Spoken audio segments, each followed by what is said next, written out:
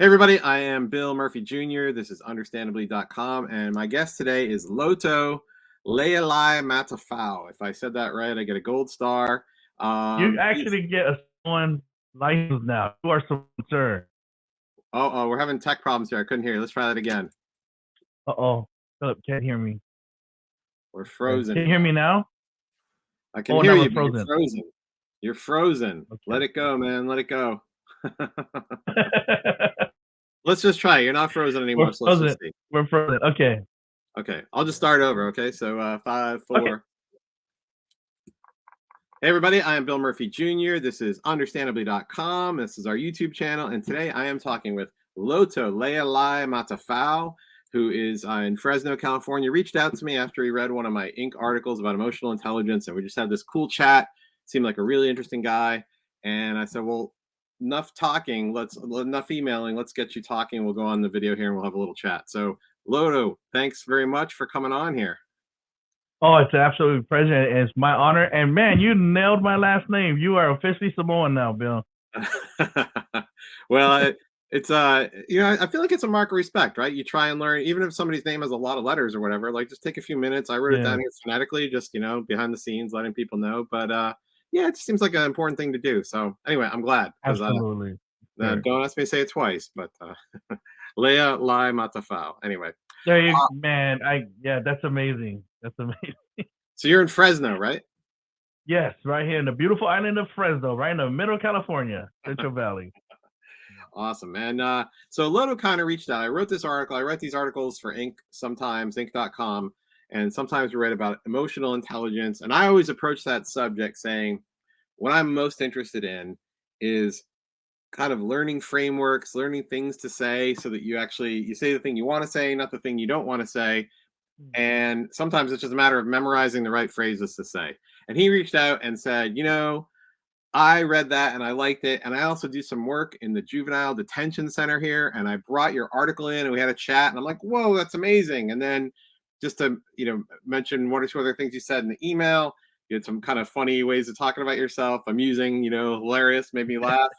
But you also talked about, losing your sight at 16 years old. I think you said 16 years old, and how that was turned out to be a real blessing in retrospect, which obviously a lot of people would say, whoa. So anyway, I want to shut up and kind of let you tell us a little bit about like your youth and your story and stuff like that, and then we'll kind of get into what you're doing now, the ministry, and the kind of work that you're doing with youth that are in the facilities and whatnot. So yeah, Absolutely. yeah. Do you want to start? Just tell us where you're from and what happened. Sure. Thank you so much. I'm American Samoan. When you look at me, you can't tell because of how skinny I am. Just kidding. So mom and dad moved us here from the American Samoan Islands. For the only reason you move your family off the islands, and that's a better life. They wanted a better education for us. So we landed in Hawaii. For those that don't know, Samoa is clear on the other side of Hawaii from California. But we landed in Hawaii. We stayed there for a few years. Then we moved to California. My dad had a sister already here with her family, and so we landed here in Fresno. I'll never forget the first evening I was here in Fresno, Bill. I was excited like every kid that comes off the main stage, and I'm looking around. I'm looking around for the place that every kid looks forward to, and then I see it. I see the round, golden, circles, and so I kind of elbowed my cousin. I said, "Hey, is that Disneyland?" And he rolls his eyes and he says, "No, stupid, that's McDonald's." So it wasn't the round ears; it was the round arches, But Yeah. it was still pretty exciting, to say the least, and we ended up here in Fresno. We all All right, grew up I'm here. just going to interrupt you because we're going to figure out when this was. So you told me before we went on, you're 44 now, right? Yes, How yes. old were you when you guys moved to Hawaii and then to Fresno? Okay. Yeah, so I was about 4 years old when we left the islands. We got to Hawaii, and then we moved over here to California when I was about 8 years old, just turning 9. Okay. And so this is how old I was, when I got here. I really thank God for my parents' dreams. The rest of my siblings took full advantage of it. I have a lot of brothers and sisters, that's doing well in their own respective, careers. We're talking to everybody from social workers, to admin at in a college in the Bay Area, to guest services. I unfortunately took a different route. Like a lot of young men back in the '90s, here in California, I chose the street life. Yeah. And I thought that was my thing. That I'm gonna be good at that. And the deeper I got involved with it, it was in the beginning. It's a lot of fun for the glory, for the fame, But the deeper I got into it, it no longer became for fun. It started becoming for keeps. Here's the irony of the lifestyle that I chose, Bill. I actually grew up hating a lot of the street life, especially gangbanging and drugs.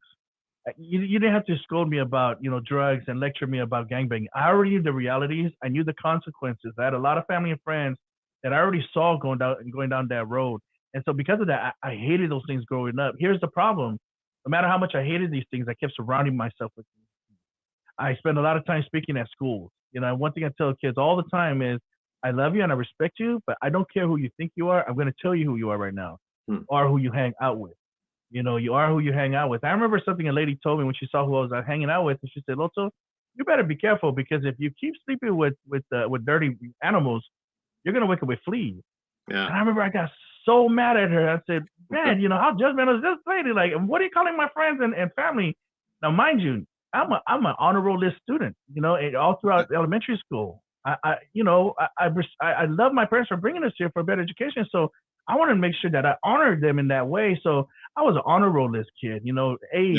Sometimes B's. Never C's or D's. So, And so so you're about 8 when you got to Fresno, yes, and you were talking about your brothers and sisters. They all kind of went on, maybe more like what your parents had in mind type of path, yes, right? So, yes. when did it change? Was it right away? And tell me, like, practically, what did it mean? Was it like you were 10 years old and you started doing what? You know? So I was 10 years old, and again, I get caught up in the wrong crowds. Yeah. 11 years old. Again, all throughout elementary, I'm a nerd. And I'm not ashamed of that. I'm a Yeah. student. I love learning. Yeah. I love learning. And so, but when I got into seventh grade, that's when a lot of things started changing for me, because I started seeing things that I didn't see as a young kid. I started noticing different things, got introduced to different things. Yeah, like what? And like Like I what kind of things are we talking about? you're talking about smoking. You're talking about promiscuity. You're talking about just different peer pressures. And all that. Yeah. And again, like I said, I hated those things, but the problem was I kept surrounding myself with it. Don't get me wrong. I'm not one to pull the social card and say, "Oh man, somebody made me." No, nobody made me do it. Yeah. I came from a, and the thing about broken kids come from broken homes. That's a lot of people's reality. I might be an anomaly to that, and a few others, because I came from a good home. I Parents came were from a great home, together, good parents. were Yes, very working. traditional. Yeah. We're first generation, immigrants. So we Yeah. we held on to a lot of our family traditions we learned at home. But again, the problem is I kept surrounding myself with these things, and just like this woman, warned me, I started waking up scratching, itching, sniffing, drinking. Now I'm even smoking. A lot of Yeah. things that I thought I would never smoke. So I got caught up in this lifestyle. Yeah. It became smoking, it became gangbanging, it became harder drugs, and everything like that. Yeah. And I started pursuing this life, of really thinking that, man, I'm going to be this gangbanger, because that's what I was born Hmm. to be. Yeah. And so I started pursuing this life, and I got to the top of the ladder of this world to realize how much of a fool I was. I'm going I to got to the interrupt and top ask of you a question. yes, So we sure, haven't met in person, but I'm looking at you on the video, and I watched one of yeah, your YouTube videos, and I got your email, and you seem like a charming, nice, friendly guy. So if we go back 30 years, just before you got hit, yeah. would I have been scared if I saw you on the street? Would you have looked like, or would you have tried to? You you'd probably turn around and go the other way down the street. Yeah. But again, I was always good at playing the role that I needed to Okay. play, depending on what I wanted, what I wanted and what I expected. Yeah. So I was a very well behaved kid. Again, my mom and daddy raised a good boy. Yeah. It's just that this good boy had some issues and had some missing things that he couldn't figure out. And so he thought the thing to do was go fulfill this whole thing that he's missing out there on the streets, because we all want to belong. Yeah. Everybody wants to Yeah. belong. And And so, so so I'm going to ask you about the incident yes, where you wound up losing your sight, but I want to ask yeah, you first, like, how much into it was that? Were you? I'm thinking if you're working with youth that are incarcerated now, they're probably yeah, asking you, were you ever, right? Like, did you have trouble with the law and yes. everything, or just kind of come out of like what happened? Okay, so there's a couple of things.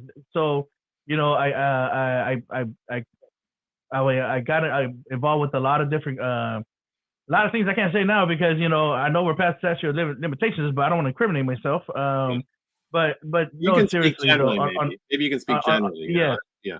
yeah, no, but seriously though, so it was your typical gangbanging life, involved with drug dealing, involved with a lot of violence, Uh, to make sure that people knew who you were.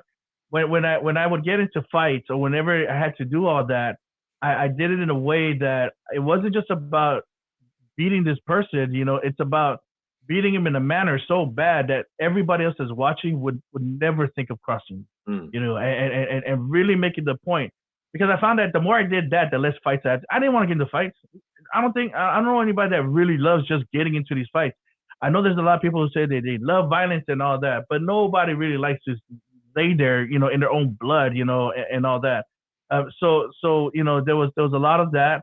A lot of just a lot of things that I thought I would never get myself into, and this is why I have a really healthy skeptic in myself mhm. because I've been places where I've seen evil up close, and everything that everybody says, oh no, they can't really be doing that. Are they really doing that? That they think it's just too evil.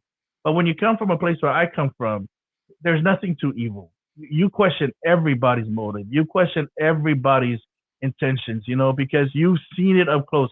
You, I've seen what people are willing to do Yeah. when they're facing, a life sentence, So or when they're facing, incarceration. Now the thing with me is, I thought I was invincible because I never got caught. There was one time I got caught with the law. I thank God for it must have been a good day for who apprehended me. They called my parents, and that was the end of that. But okay. because of that, because I was always able to dodge those bullets, it made me feel like there was nothing I couldn't do, Hmm. and so it just pushed me more deeper into this lifestyle, because I just thought, man, I'm never gonna get caught anyway, so it gave me this sense of invincibility, to just do whatever I wanted to do. So I mean, again, it's your typical gangbanging lifestyle. You ask almost everybody, any young man that age, at that time, we have pretty much the same stories, Yeah. So Um, what was it? Because you said your siblings didn't really go down that road. What was it that made it different for you? You all the same parents, upbringing, house, everything. What was okay, different? again, it was the community that I kept. It was a community that I surrounded myself with, and because they decided to surround themselves with a more positive community, But with what people made that them were do more that? more What made them go to that, gravitate towards that community, and you gravitate towards this other one? Or do you know? I believe because a lot of them were already more mature. I'm the youngest boy Mhm. of all the siblings. My baby sister's the only one that's younger than me, so I was practically a baby of the family. But everybody else already kind of went through their thing. Oh, And again, I have my siblings are very smart. They're very intelligent people. And a very good judge of characters. And uh-huh. really, I think for them, they really did want something better for themselves, and they really wanted to pursue, the same thing that my parents, wanted for them. Okay. I, on the other hand, again, it had a lot to do with the community that I kept, but that was because of what my own curiosity, and just this desire, to just be with the crowd, just be with everybody. They didn't want to miss anything, So if I'm gonna be involved with everything, then I have to be in the middle of everything, Yeah. And I was introduced to popularity at a very young age, and I loved it. Hmm. I fell in love with. I ask the kids all the time, what's the worst drug in the world? And they say your usual suspects. Heroin. Marijuana, meth. But I let them. I reveal to them that no, the worst drug in the world is acceptance. Because look at all the things that we do Oh yeah. just to be accepted. And so this is that's definitely a true statement. In my story. Yeah. And so pursuing all of this, I'm climbing up this ladder, of the gangbanging of the street world and all that. And then I get to the top of the ladder, Bill, Hmm. and that's where the change started happening. Because when I got to the top of the ladder, I realized how much of a fool I had been. I realized that I threw my life away for nothing. I thought that there was a big party up there. I thought that all the satisfaction was up there. When I got up there, I saw there is no party. There's only room for one person. I didn't realize that all the fun and the glory was on the way up. Once you're on top of that mountain, it's for keeps now.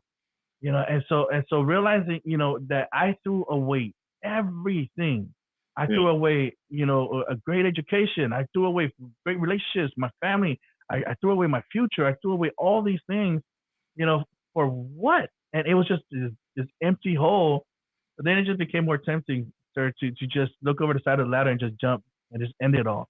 Gosh. About 13, 14, 15, I was done. There was nothing to live for anymore. I couldn't see a reason to live for it because to me everything was a lie. Once I found out that that life was a lie, I was convinced that every single thing is a lie. It doesn't matter if you're pursuing, if you're climbing up a business, a corporate ladder. Doesn't matter if Mhm. you're climbing up the family ladder. I was convinced at the top of those ladders was nothing but emptiness. So it You sounds know, to me so like I had assumed that this was going to be a story where the fact of you getting shot and losing your sight was the thing that soured you on this whole life. But it sounds to me like no, before yeah. that even happened, you were already kind of sour on the life. And this is why I did have the response that I had, after becoming blind. Yeah. Because again, I would wake up every day mad at God for waking me up. I couldn't see anything worth living for anymore.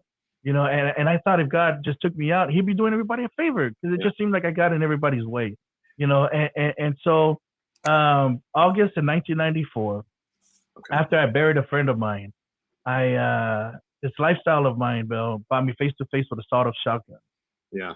and I was You tell shot me, in the I face. know you want to like incriminate anybody from years ago, but just to the extent you can give us any details about like what happened. I know it's probably a big Okay, traumatic event, but like so we know, like was it a street inside? Was it drugs? Was it something different? So anything you can tell us yes. like that, it would just be really So, interesting, to put so this. that's fine, and you can ask all the questions you want. Yeah. I'm willing to answer any questions. So what happened was I buried one of my friends. I lost a friend of mine to a car accident, Okay. and I remember my mom finally found me after running away. I was always running away, and this time she found me. We went back home, and I saw my sisters for first time in a long time, and my brother, and they all wanted to go swimming. Now, when I say these brothers and sisters, the thing that I forgot to mention is I was adopted by my grandparents. So it was my grandparents that raised me, but now I'm talking about my biological parents. You know, Oh, um, and so I had younger brothers and sisters. okay, With now I'm with going to these push it set of back up parents. because I don't understand because you said you moved here with your parents and they were Yes, together and everything. But so when were you yes. and when and why were you adopted by your grandparents? So I was adopted as soon as I was pretty much days after I was born. I was I see. adopted by my grandparents for my mother, which is their daughter. Why was So they raised me. She was 17 years old, that? and it was during the time in Samoa things like that didn't happen. Okay. But also it's also a part of our culture where you honor your parents. Yeah. It's a lost custom. But yeah, where So when usually you the came to Hawaii and Fresno, were you with your? I mean, maybe you thought of your grandparents as your parents. Is that the idea? But you said, yes, okay, yes. okay. Yep. So they were always my parents, and they'll always be my parents. But yes, they were always my But parents. technically, My biologically, they're your grandparents. yes, they're my biological parents. Were always in the picture, but it was my grandparents that raised me. I My see. Okay. grandparents that That's interesting. I mean, I'm an adoptive parent myself, so I always like I kind of I'm gonna say I understand your situation. That's presumptive. yeah. I understand some of these dynamics and things. So sure, yeah, Yes, yeah, yes. No, that's awesome. And forgive me if I'm talking too fast. I'm just trying to. I know that we're in limited time, so yeah. No, you it's can all slow good. me You're doing down great. anytime you want. You're Okay, doing great. Yeah. okay, Okay. awesome. So August '94, we're up to. Yeah, so it's August 1994. Like I said, man, the lifestyle that I chose brought me face to face with a sawed-off shotgun, Yeah. and I was shot in the face. So again, it was right after I buried a friend of mine. I went home, and some of my sisters. Long story short, they wanted to go swimming. We lived in an apartment complex with a swimming pool back then, and I was watching my sisters, and I could hear people arguing, and it was one of my relatives that had come to check up on me because he knew that I was finally home. And so so I hear him yelling. I hear the other person, somebody that else is yelling, and I'm looking at where he's looking, and I see, who he's yelling at, and it's a rival gang member. And so I get up, and I'm mad. It's like, man, I barely came home. Like we're gonna do this now. And so I get up. I start walking towards the guy. He looks at my relative. He looks at me, and he says, "Hold on," and he walks away. Now the thing is, I knew exactly what this guy was gonna do. My relative is 6'4", 350 plus pounds, and then Mhm. you have me walking up there, so it's obvious what he's gonna go get. And so we go looking for him, and he was just gone. It was, that we couldn't find him anywhere. So we're gonna go back to the house. I ran out of smokes. I went to a different apartment complex to grab some smokes from a friend. I came back and walking towards my parents' apartment. I saw my relative standing at the door. And he says, "Loto, some of your sisters wanted to go inside, but some of them still want to swim at the pool. I'll watch the girls here, and you watch the ones at the pool." I said, "Okay, fine." So I go and watch. I watch my siblings at the pool. And my baby sister, 5 years old, I hadn't seen her yet, since I had been home. And she runs up and she comes and jumps in my lap, and I grab her and I hold her and check up on her and say, "Man, how you doing, Leah?" And she says, "I'm good." I said, "You good?" I said, "Yeah." And so my sister loved patty cake, baker's man. So we started playing patty cake, baker's man. On the second round of patty cake, and so when I hear that voice again, well, what's up now? I turn around and I look, and it's that guy from earlier, and along with a couple other guys. So I stand up, and I'm ready to go. Again, my mind is just gone.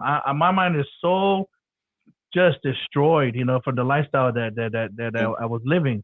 And so I'm looking at him, and I'm walking up to them. And I think, Bill, I think I've watched way too much WWE because my plan was to run. There was a wrought iron fence between us. I'm gonna grab the top of the wrought iron fence, swing myself over, and just jump on off, all of them.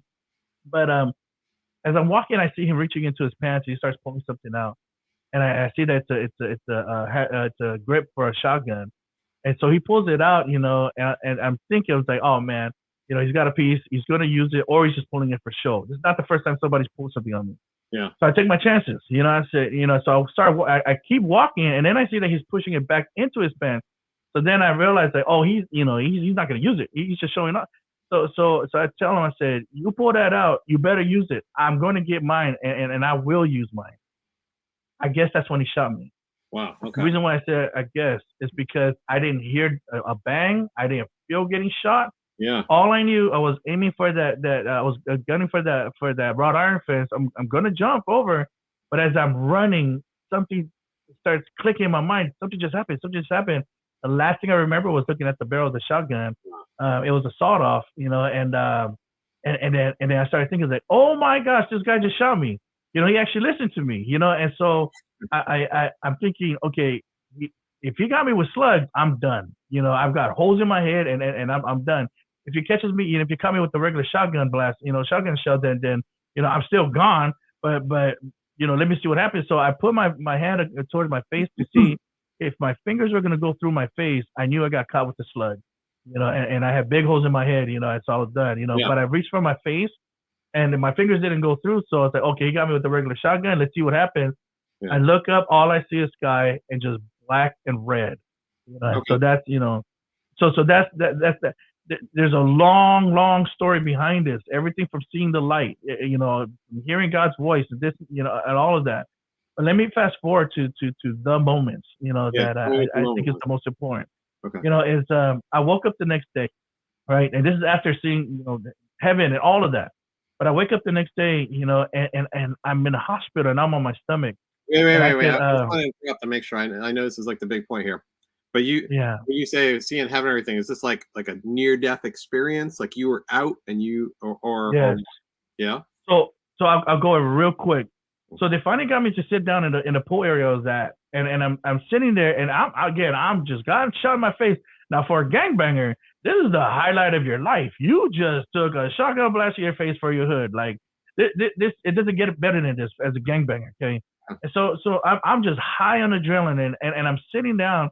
They finally got me to sit down because I'm standing up this whole time. They finally get me to sit down, and I lean over, my head's hanging low, and there's two other apartment complexes on both sides of my parents' apartments, and so they're all in this pool area. So imagine the noise, everybody screaming, everybody shouting, "Loto is gonna be okay. Loto, you're gonna be hold on." And Bill, I'm yelling back in my mind like, "What do you mean it's gonna be okay? Hold on to what? What are you talking about? You don't know my life. Like, don't you know this is what I wanted? I wanted to die. There was nothing. People ask me, Loto, what was going through your head when you got shot? You know what's going through my head, Bill? Relief that I finally get to leave this place. So anyways, I'm leaning over, and everything goes from loud to like where somebody reached down and turned the volume down, and just everybody not into a whisper. I can hear them screaming, but not as loud anymore. So I'm thinking, man, the first thing to go is your hearing. You go deaf before you die. That's the first thing to go. So I picked my head up to see if everybody's still, there. And I picked my head up, and the story about seeing the light, at the end of the tunnel, life after death, and all that. It's not that I didn't believe in it. It's just I didn't care. If you saw it, more power to you. If you're lying about it, then this world is full of liars. Welcome to the club. But when I picked my head up, Bill, there was no denying it. There's no way I could deny the light. It was like I was floating in the middle of a light bulb, but this light bulb was so bright. The light was, there's nothing really I can compare it to. The only way I can almost do it justice is describe it this way, that it was more piercing than gold, more brilliant than the rays of the sun, and brighter than crystal. That doesn't really justify it. And so there was that whole thing, and seeing the devil, laughing at me, even to hearing God's voice, telling me it's time to come home. So I thought I was dead. I thought he was telling me, okay, you're done, kid. You're gonna go to hell. Which to me, I really didn't mind, because I thought that's where all the partying was at, until I actually got a glimpse of it. There is no party in hell. Let me fast forward to get to the moment that my life completely changed. I wake up in the hospital, and I'm on my stomach, and I could see some light shining, from the top of my head, and I'm thinking that's the light from the window or a lamp. And then I look down from my feet, I see light shining through the hallway, and I could sense light from the top of me, but I couldn't tell if it was the ceiling light or a fireplace. This is why I say that. It felt like there was something warm behind me. And then I heard somebody talk to me. They said Loto, but this voice, Bill, was complete. It's like no voice I've ever heard. I can't tell if it was one person or 1,000 people speaking at the same time, or just one person with a voice that sounded like moving waters, Hmm. like a creek. And they said Loto. I said, yeah. I said, you're going to be blind for a while, but don't worry, we're going to take care of you. And right at that moment, Bill, people wonder why I smile now that I'm blind. Before, way more before than when I went to the hospital. It's because when I heard that, I just knew that whoever told me that meant what they said. That person was big and bad and bold enough to keep whatever promise they made. If that person said that grass is pink, grass is no longer green. It's pink. And it sounded like somebody that I knew. If I could put my life in their hands, knowing they will lose their life before they lose mine, and just knew me better than, and I knew but and now I know it's called, the blessed assurance. But I remember I was like, okay. And then right after that, my sister walks in, right at that same moment, and she comes in and she says, Loto. And I was like, yeah. She says, you know what happened? I said, yeah, I'm going to be blind, but I'm good. It's all good. And then she said, what? Who told you that? Nobody's supposed to tell you that, except me. And so I shrugged behind me, because I thought the nurse or the doctor just told me this. Oh, And okay. so I shrugged behind me, and because again, I don't know nothing about spiritual things, and not at that point. And so I shrugged behind me. I said, well, who's that? And her name is Sulu. My sister's name is Sulu. She's quiet. She pauses, and she says, Loto. I said, yeah. Says, nobody's there. Bill, I heard the voice of God before. I saw the light. Just got shot in my face. I saw devil. I saw hell. I saw all those things. But Jesus did not become real to me until that moment. Hmm. The reason why is you've got to know my sister Sulu. At that point in my life, Sulu was the only Jesus I ever knew. Sulu was the only Christian that, man, I knew was faithful and that walked the walk. And she was always trying to get me to go to church. She was always praying for me. And I knew in that moment right there is what Jesus was saying.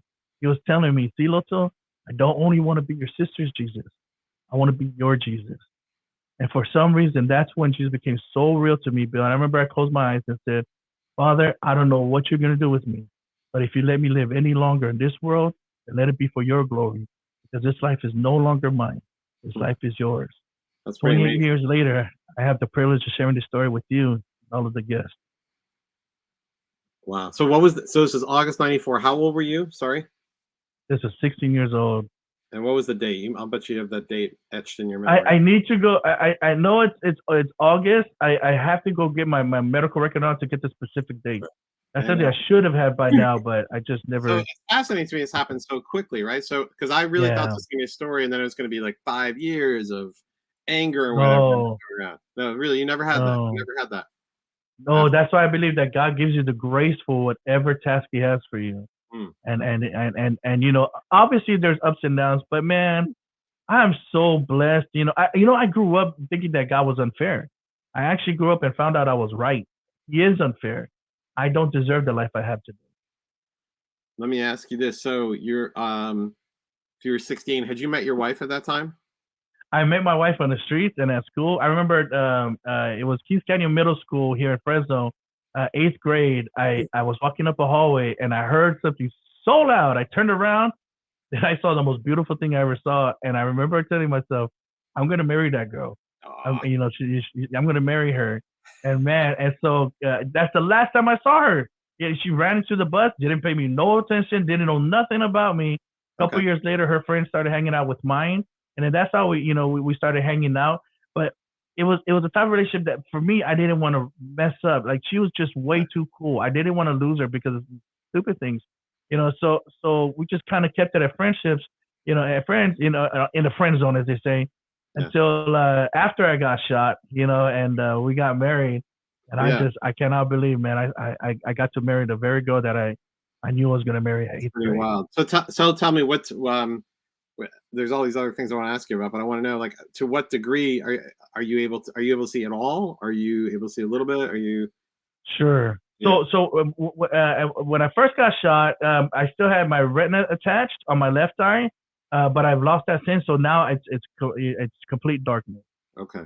Sometimes I can perceive light if it's very very bright, but that's about it. Got it. Okay. Now I was just curious. So you kids and everything, if you're able to see your kids and whatnot, or if you um Yeah, no, yeah. We have. So the cool thing about the wife, Bill, is that I seen her last when she was 16, so she's always gonna be 16 in my eyes. that's She loves wild. that too. Yeah, Yeah, that's yeah, wild. That's wild. yeah, Okay, so I kind of want to wind up. So tell me about the ministry you developed, and then I was especially interested, yeah, of course, because you said it was kind of touching to me to hear something that I wrote might have sparked a yes. positive discussion. So tell me a little bit about what you do now and how that developed. I've always done community outreaches, to the at-risk youth and their families, but with this particular part of the ministry, we do a lot of things. But as far as with juvenile hall, man, it's really our desire to reach out to kids Yeah, who are in the place that we used to be, and it's very important to us to let them know that they're not stuck in that life. I shared with them yesterday. We are just there yesterday and I shared with them a couple of nights ago. We got around the table with the family and we celebrated my oldest boy's birthday. And I'm sitting there with heart just full because at 16 years old, that was not in the cards for me. Everyone that I hung out with, we had a 22 year plan because none of us thought we were going to go past 20. 22 was a miracle if we're going to make it to 22. But yeah. now I'm 44, and I'm living this amazing life, So it's so important for us to let kids know that, man, there's this whole other life that's just waiting for you that God has for you, but you cannot buy into this lie that this is all you get, that you're just going to be, a street kid, that you're never going to be successful. No, that's a lie. Everyone should have an opportunity to succeed. So we're there to provide spiritual care. And the cool thing too, Bill, is we don't only provide care for the youth. We also provide care for the staff and the admin there at Fresno County Juvenile Hall. I gotta brag on Fresno County Juvenile Hall.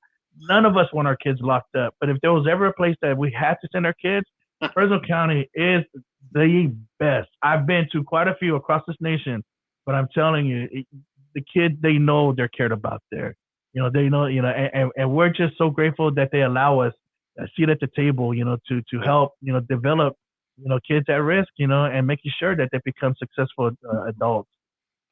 So you sent me. I mean, it's kind of funny how these articles come together because I'll have notes, and then I'll go back and look at like specific. Like I say, if you look at this article, I wrote this article, 7 smart phrases people with high Yeah, emotional intelligence keep saying over and over and why. And it's really they're like such basic things. They really are basic things. But I think if you think about why you're saying one thing versus another, um, sometimes you get a big lesson on them. So I'm curious, do you remember like what you guys talked about with this? I have it in front of me. I don't know if you do. absolutely.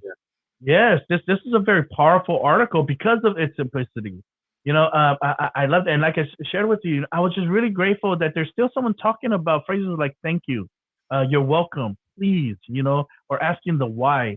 So yeah, we took this into the juvenile hall after we did a whole podcast show on it, and we took it in there, and we do our small groups on Mondays, and so we sat around with the kids and just talked to them. We went through one all the way through seven, and it Yeah. was really cool because we got. Go ahead. No, go ahead. I'm just I'm Oh, I'm Okay. forgetting you So, can't see me, and I'm nodding and occasionally going, I'm sorry. I'm forgetting you Yes. can't see me. So we went through all seven phrases and words, and it was really cool because we got to challenge them, on why these words are important, what does it mean to them, Yeah. and the sad part of it is we really saw that this is a lost art, and it is something that we need to bring back.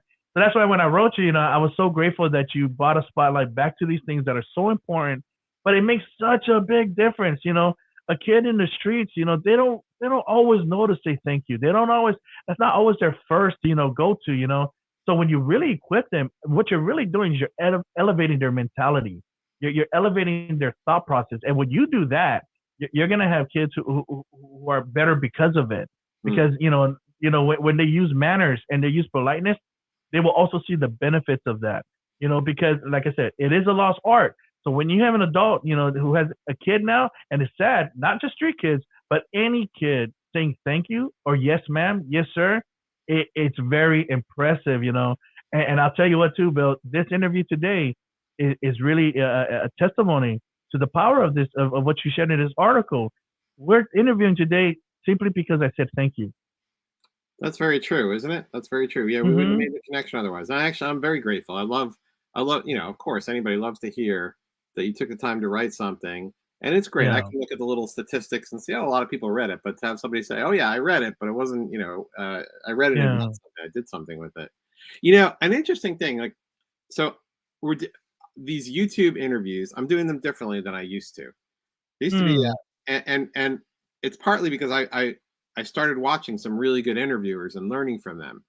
And I have Yes. to tell you, I was surprised that there are some interviewers that they were in prison and they started out doing YouTube about like here's what it's like. But I realized some of them Yes. are really good interviewers.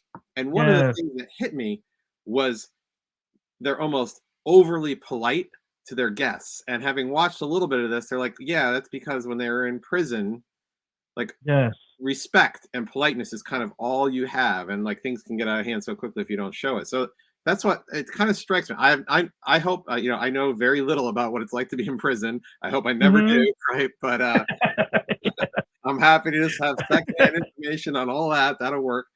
But Yeah. Yeah. I'm curious whether some of that, like these are kids. They're in juvenile detention. I'm sure almost all of them are going to be out if it works like it does here, like when they turn 18 or 21 or something. So, Yes. I don't know. I'm just curious how much of that like actually counters in there too. What? Is reflected in terms of like, yeah, you to get along, you have to learn to be polite and respectful. Yes. Also, how that So carries so outside. Yeah. so I really wish I could tell you that's still a reality today. Okay. There's a lot of things that's been relaxed. That's why I've jumped on this article. It's like, man, this is so necessary, especially in correctional facilities. Because these kids are not going to learn these phrases in the streets. Believe me, they're not really learning it in school. They're not going to school. So wow, this is like the last chance, last opportunity they get to learn these Mm, mannerisms, and to be polite. I share with them a testimony. It has a lot to do with why I'm back in juvenile hall. I also did a lot of work back there, gosh, 15, 20 years ago. This time around, we've been there for 12 years. But okay. 12 years ago, somebody had asked me, hey, when are you coming back to juvenile hall? And I was really torn because we were doing a lot of our short-term missions trip around the world, but my heart is always with the youth and the youth here in the Central Valley.